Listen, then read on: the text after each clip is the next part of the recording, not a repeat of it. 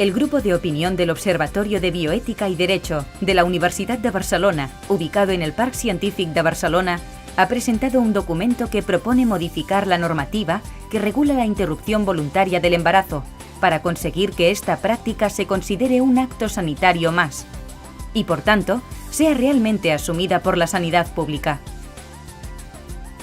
Concretamente, el documento propone que se establezcan plazos para llevarlo a cabo libremente durante las primeras semanas de gestación y que posteriormente pueda autorizarse con indicaciones precisas y claramente establecidas, tal y como ya sucede en la mayor parte de los países de la Unión Europea.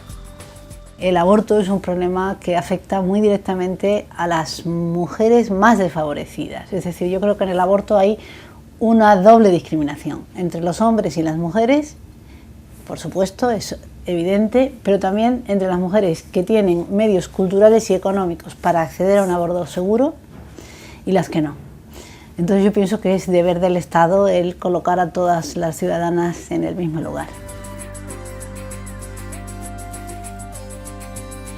Lo que pretendemos es conseguir una mayor seguridad jurídica tanto para las mujeres que deciden abortar como para los profesionales sanitarios que aceptan intervenir en el mismo y además conseguir un mayor respeto por la autonomía de la mujer y una mayor claridad en la realización de la interrupción voluntaria del embarazo.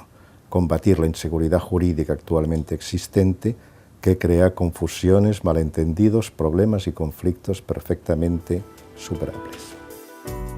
Asimismo, la propuesta pretende respetar la autonomía de las mujeres y su capacidad de decisión en este ámbito, y evitar la discriminación y facilitar el acceso a esta práctica a la población con menos recursos, estableciendo un sistema de protección gradual del feto en función de su viabilidad.